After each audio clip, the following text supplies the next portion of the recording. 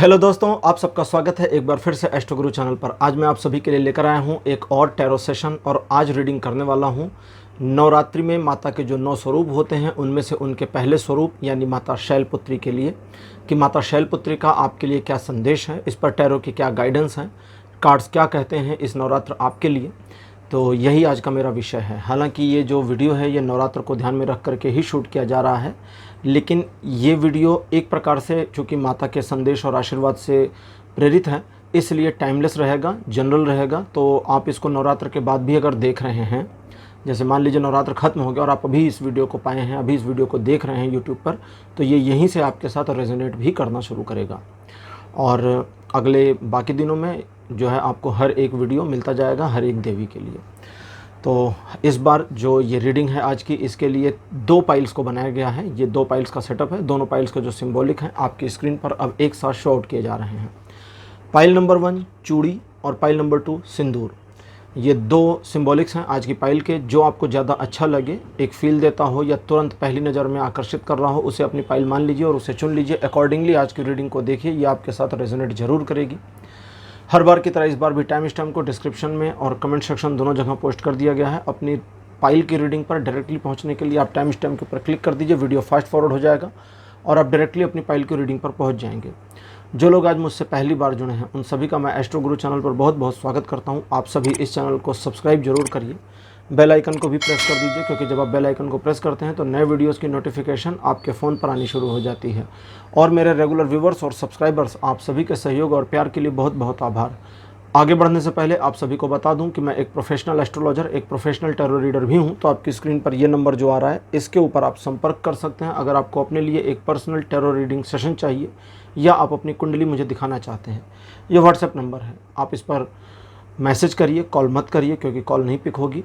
तो इस WhatsApp number पर आप व्हाट्सएप पर मैसेज करिए। मैसेज के थ्रू सारी इन्फॉर्मेशन मेरी टीम मेंबर आपको प्रोवाइड करेगी और आपकी हेल्प करेगी मेरे साथ आपके सेशन को बुक करने में। तो चलिए आज की रीडिंग को शुरू करते हैं और आपकी पाइल में मिलते हैं।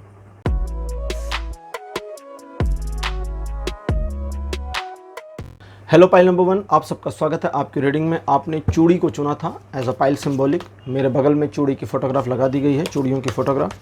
चलिए शुरू करते हैं आज की रीडिंग और देखते हैं कि आपके लिए माता शैलपुत्री का क्या संदेश है, क्या उनका आशीर्वाद है।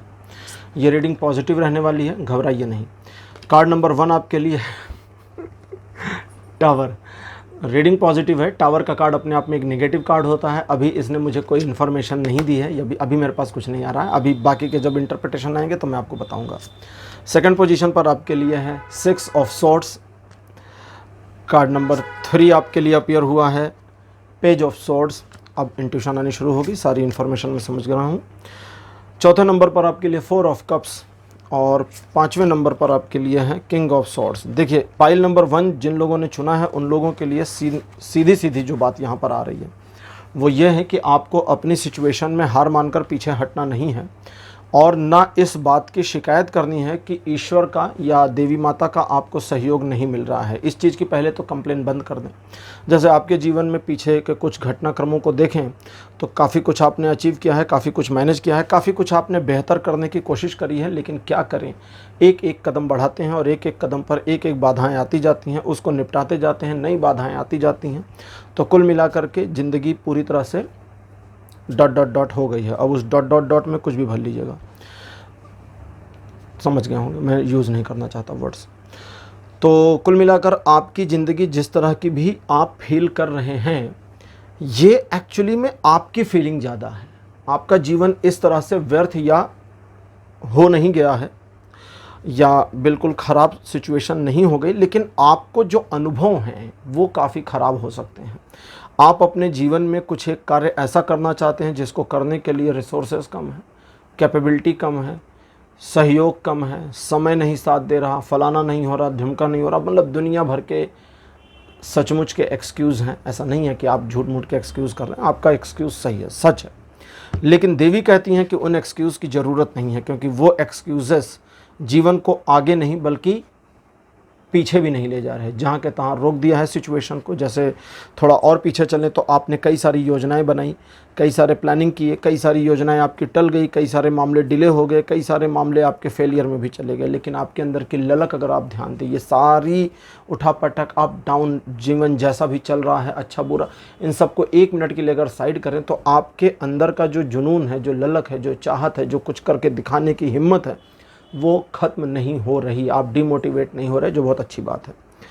तो आपके लिए जो देवी का यहाँ पर पहले ग्लांस में, यानी कि पहली नज़र में जो संदेश है वो है कि आपको दृढ़ता दिखानी होगी। इतने सॉफ्टनेस से काम नहीं चलेगा। आप दृढ़ता नहीं दिखाएंगे तो गड़बड़ हो जाएगी। आपको दृढ़ता दिखानी है, अपने आप में अपने आप को मैनेज करना है और अपने आप को अपने नियंत्रण में लेकर आना है। वो चीज़ को नियंत्रण नहीं कहते ना, जहाँ आप सोचते हैं मुझे ऐसा करना चाहिए, मुझे वैसा करना चाहिए, अच्छा कल से हम ये करेंगे, अगले हफ्ते से हम फलाना काम करेंगे, इसको इस तरह, उसको उस तरह, अपने आप को ऐसे मैनेज करेंगे, करते कुछ नहीं है। तो ये सोचना काम नहीं देगा, बल्कि करना काम देगा। तो आपको सबसे पहली जो सख्ती है वो अपने ऊपर करनी है। अपने आचार विचार, अपने व्यवहार, अपने मॉड्यूल, अपने कर्म, इनको सही रास्ते पर, आपको पता है कौन सा सही रास्ता है, तो वहाँ पर ले जा कर के करने की कोशिश करें। जब तक आप नहीं करेंगे तब तक चीज़ें अच्छी नहीं चलेंगी। और हाँ, वो बाधाओं वाली मामले को मैं एक लाइन में क्लियर कर देता हूँ।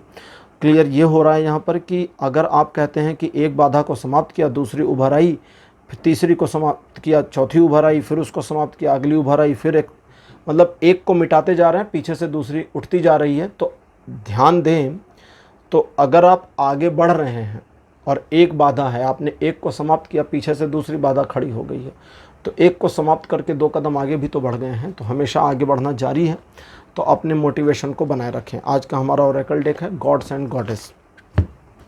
चूँकि दुर्गा माता के 9 रूपों के ऊपर ये रीडिंग चलनी थी, तो इसलिए आज मैंने इन कार्ड्स को लिया है।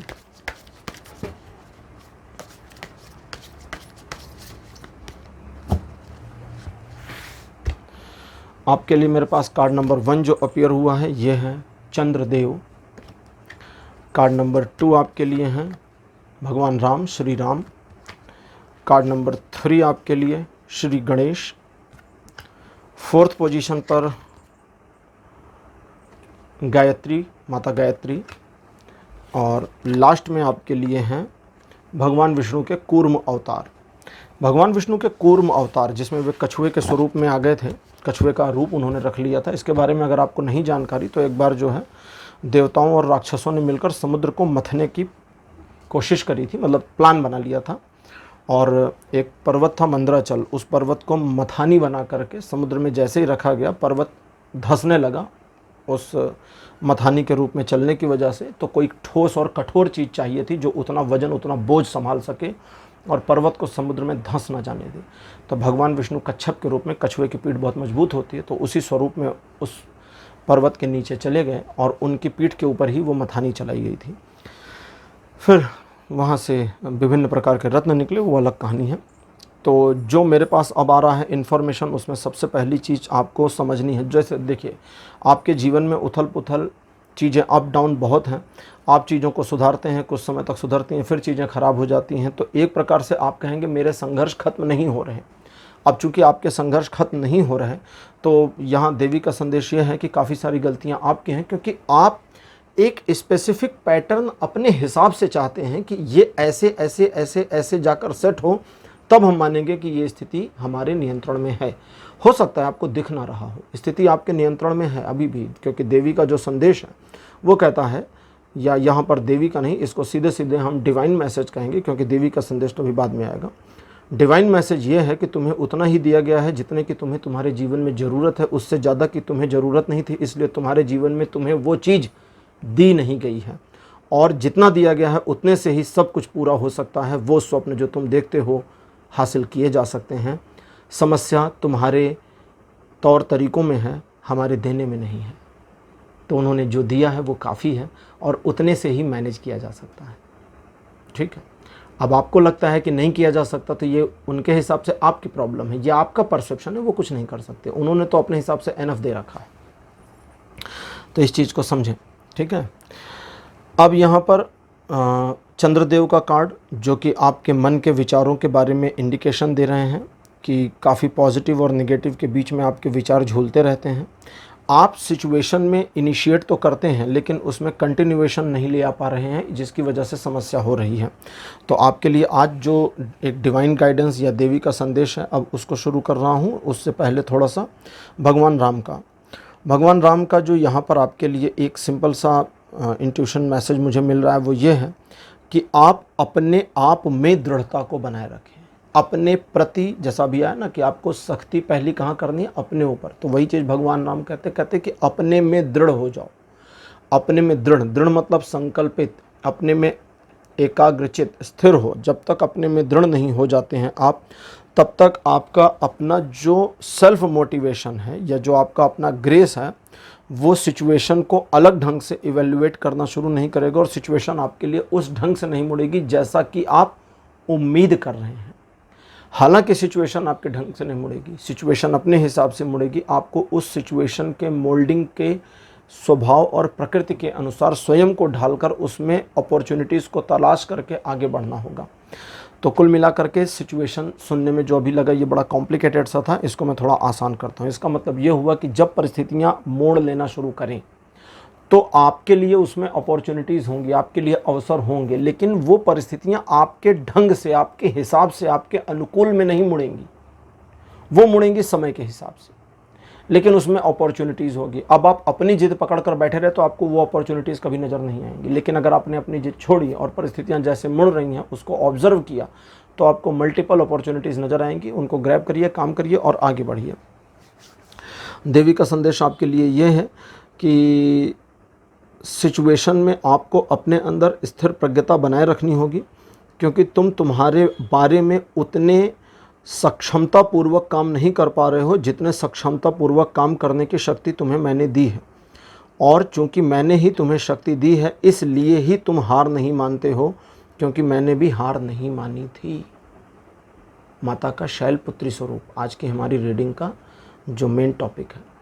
शैलपुत्री हिमालय राज की कन्या थी। हिमालय राज की कन्या के बारे में कहा गया है कि वे भगवान शिव को प्राप्त करने के लिए वन में चली गई थी और उन्होंने हजारों वर्षों तक तपस्या करी थी। उनके तप को भंग करने के लिए उनके पिता ने काफ़ी प्रयास किए। एक दो बार तो नारद मुनि भी समझाने आए थे और एक बार भगवान शिव ही स्वयं वेश बदल करके उनको समझाने आ गए कि कहाँ उस पहाड़ों पर निर्वस्त्र रहने वाले योगी के चक्कर में पड़ी हो, उसके पास तो सोने को खाट तक नहीं है। तो वो कहती हैं कि तुम अपने स्वेच्छा से चीज़ों को बदल नहीं पाओगे, बल्कि जो चीज़ें जैसी परिवर्तित हो रही हैं समयानुसार, उनके अनुसार अपने को यदि ढालने की कोशिश करते हो तो तुम उस परिवर्तन को समझ पाओगे जिस परिवर्तन के सापेक्ष तुम्हें तुम्हारा काम करने की ज़रूरत है।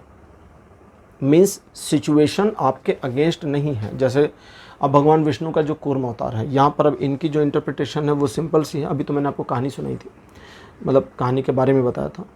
इनकी इंटरप्रिटेशन ये है कि प्रतीक्षा करें सिचुएशन में। अब देखिए यहाँ पर करना क्या है, थोड़ा सा कॉम्प्लिकेटेड हो जाता है जब देवताओं, देवी और भगवान की बात होती है ना। कभी कभी उनका संदेश थोड़ा अलग ढंग से चलता है, तो मुझे एक्सप्लेन करना है। अपने आप को थोड़ा, अपने आप पर सख्ती करनी है, अपने अंदर दृढ़ता लानी है। दृढ़ता किस बारे में लानी है? जो आप करना चाह रहे हैं, जो हासिल करना चाह रहे हैं, जो आपने टारगेट बनाया उसके प्रति संकल्प कर लीजिए, मुझे ये हासिल करना ही है हर हालत में, पहला काम। दूसरा है भगवान गणेश का, कहते बस अब एक संकल्प कर लिया तो शुरू कर दो, अब इंतजार कहे का है। अगर लगता है अभी रिसोर्सेज नहीं है तो गणेश जी कहते कोई बात नहीं, वो नहीं है तो नहीं है, वो जरूरी नहीं है। जरूरी यह है कि तुम शुरू करते हो या नहीं, आप शुरू करते हो या नहीं। तो गणेश जी कहते हैं कि जब तुम शुरू कर देते हो और जैसे ही उसमें आगे बढ़ना शुरू करते हो, तुरंत ही देवी की ओर से उनकी शक्तियों का लाभ मिलना शुरू हो जाता है। लेकिन वो लाभ कब मिलेगा? वो लाभ तब मिलेगा जब आप अपने आप को निगेटिव माइंडसेट से हटा करके पॉजिटिवली अपने काम में आगे बढ़ जाएंगे। और अगर उसमें आगे बढ़ जाते हैं तो सफलता आपको मिल जाएगी। लेकिन भगवान विष्णु कहते हैं उस सफलता की प्राप्ति के लिए इंतजार करो, वेट करो, अपने कर्म को करो, फल छोड़ दो। उल्टा काम करेंगे तो गड़बड़ हो जाएगी। जैसे ही काम शुरू किया तुरंत ही रिजल्ट या आउटपुट देखना शुरू किया तो समस्या हो जाएगी। समुद्र मंथन में जो अंतिम रत्न निकला था वो अमृत था।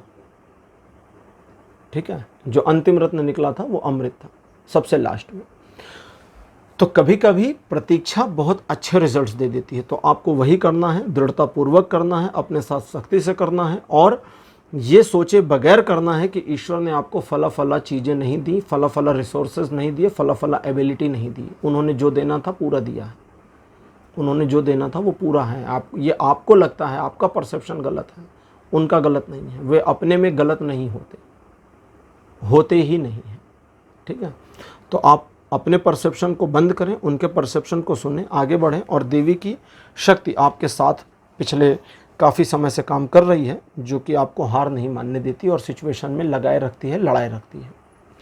तो पाइल नंबर 1 ये थी आपकी रीडिंग आज के लिए। आज की रीडिंग आपको कैसी लगी, अपने एक्सपीरियंस, अपने अनुभव कमेंट सेक्शन में ज़रूर लिखिए। इस वीडियो को लाइक करिए, शेयर करिए, और चैनल को सब्सक्राइब करना मत भूलिएगा। अगले वीडियो में आपसे फिर मिलूँगा। Bye bye.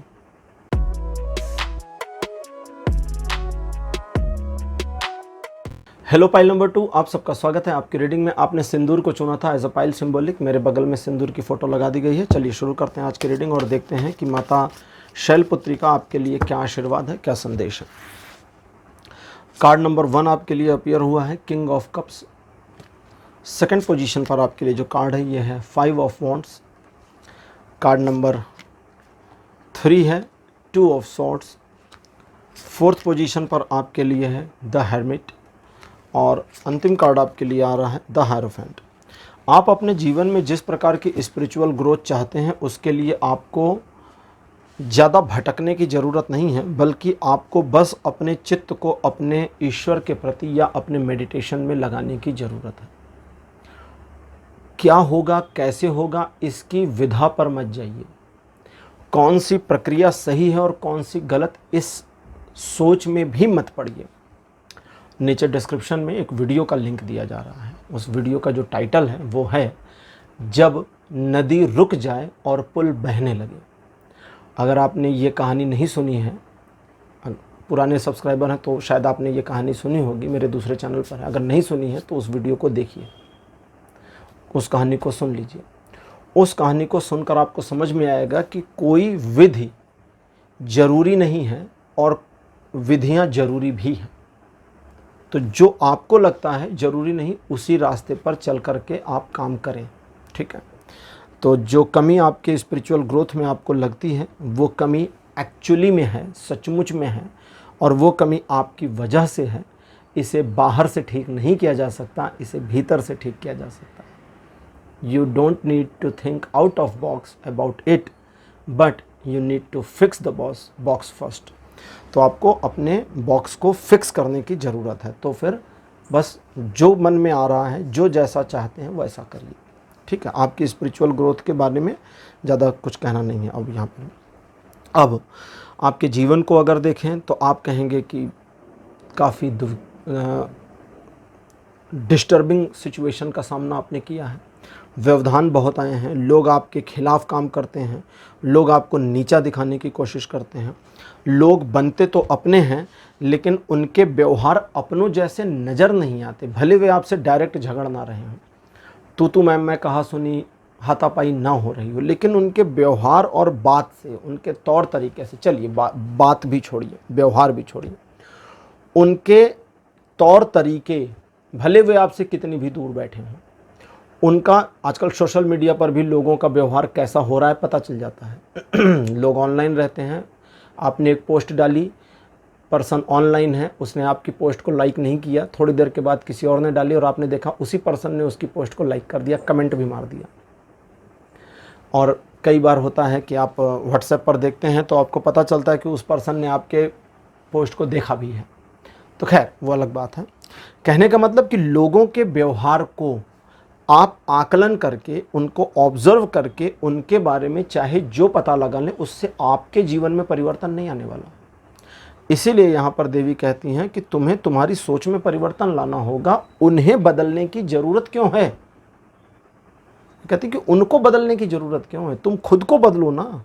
क्योंकि तुम्हारा मन जब उस तरह की नकारात्मक स्थितियों का सामना करता है तो बड़ा निगेटिव हो जाता है, और ये जो निगेटिविटी है ये आपको आगे बढ़ने से रोक देती है, क्योंकि आपको फिर मार्ग नहीं मिलता। और जब मार्ग मिलता है ओपन पैसेज तो आप अहंकार में आते हैं। अब उस अहंकार का अगर आपने कोई समाधान नहीं किया तो वो अहंकार आपको लाकर फिर पहले पायदान पे पटकेगा जहाँ से आपने चीज़ों को शुरू किया था, और इसी वजह से आप गोल गोल घूम जाते हैं। कई सारे मामलों में, कई सारी सिचुएशन में उलझन आ जाती है, और ये चक्र चलता रहेगा आगे भी। इसे तोड़ने के लिए आपको अपने आप को उन लोगों से डिस्कनेक्ट करना होगा। ज़रूरी नहीं रिश्ता तोड़ें, नहीं, ये नहीं कहा जा रहा कि संबंध तोड़ दें। डिस्कनेक्ट मतलब आप उनको स्टॉक करना, ट्रैक करना, उनको ऑब्जर्व करना बंद कर दीजिए। ज़रूरत क्या है उनको ऑब्जर्व करने की, कि वो पर्सन आपको डायरेक्टली कुछ कह नहीं रहे हैं, उनसे डायरेक्टली कोई नुकसान आपको हो नहीं रहा, उनकी सोच क्या है, वे आपके बारे में क्या सोचते हैं, उनके तौर तरीके क्या, उसे ऑब्जर्व करना भी बंद कर दीजिए, क्योंकि ये चीज़ डिस्टर्ब करती है। और जब इस चीज़ को आप ऑब्जर्व करना बंद करेंगे तो आप सेल्फिश हो जाएंगे। सेल्फिश का मतलब जो अपने बारे में सोचे, दूसरों के बारे में ना सोचे, ठीक है। जैसे मेरी जो अपनी पर्सनल आइडियोलॉजी, मैं किसी की नहीं कह रहा हूँ, कहीं से उधार नहीं ली, मेरी पर्सनल आइडियोलॉजी ये है कि इस दुनिया में जितने लोग ज्ञानी हैं, ज्ञान को जितने लोगों ने प्राप्त किया है, चाहे वो आचार्य चाणक्य हों, चाहे भगवान बुद्ध हों, चाहे भगवान कृष्ण क्यों न हो, ये सभी घोर स्वार्थी थे, क्योंकि इन्होंने अपने आप को उस पोजीशन पर पहुंचा लिया जिसके बारे में हम सिर्फ कल्पना कर सकते हैं। और उस पोजीशन को अचीव करने की पहली शर्त यह है कि अकेले ही आना होगा, लोग नहीं आ सकते।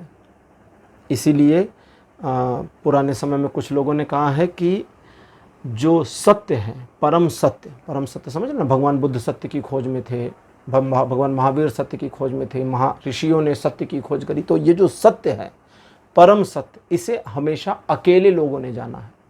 भीड़ को कभी भी सत्य का अनुभव नहीं होता। भीड़ को तो बस लगता है कि हम सच जानते हैं, जबकि भीड़ को तो सच की भनक भी नहीं होती।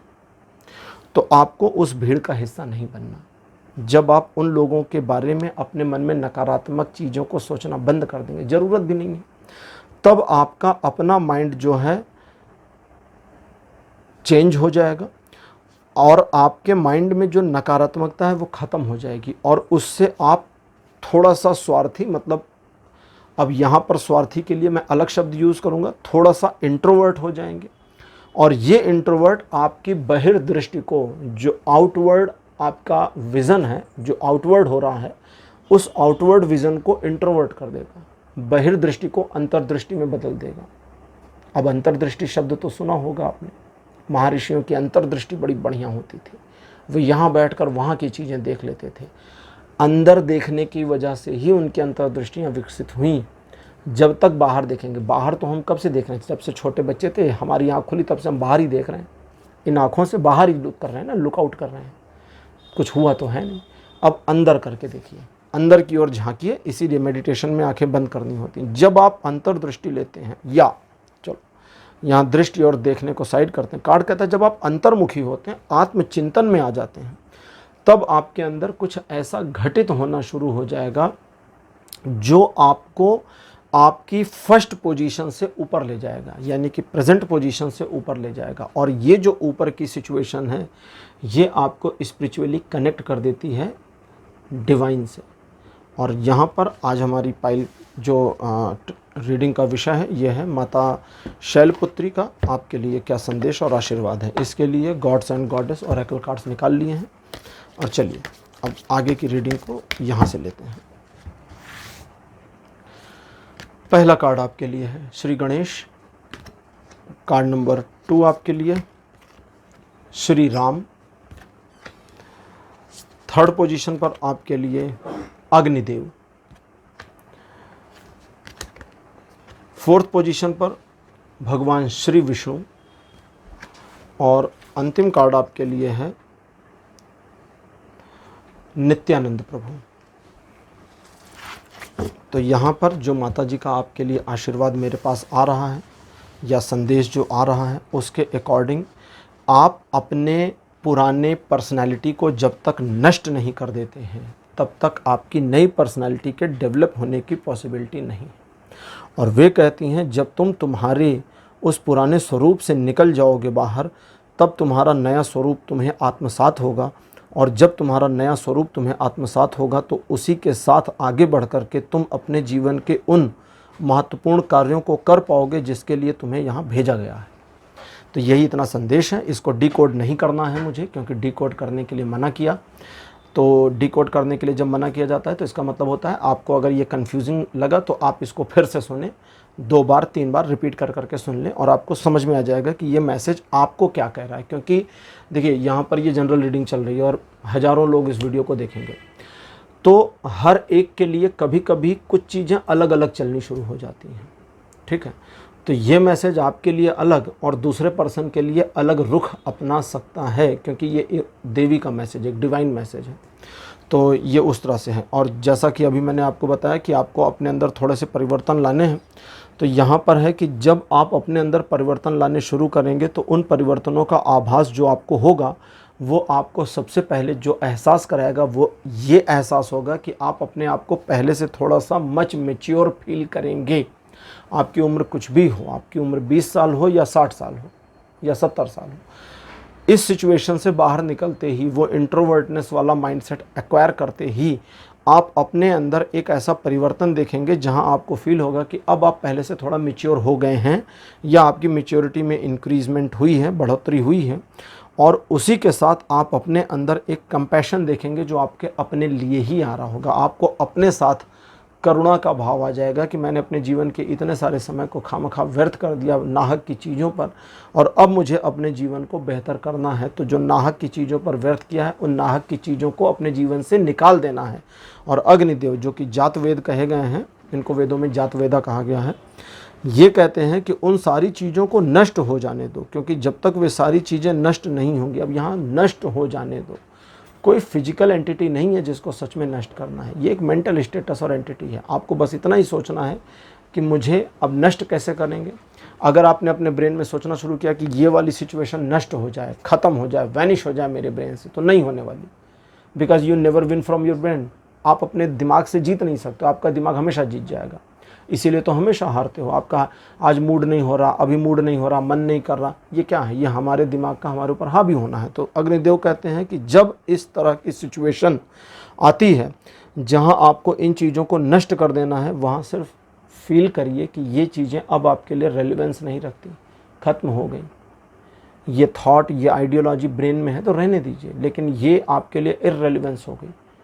तो जब वो चीज़ इररेलिवेंस हो गई तो समझिए नष्ट हो गई, जिसका महत्व खत्म, वो नष्ट हो गया।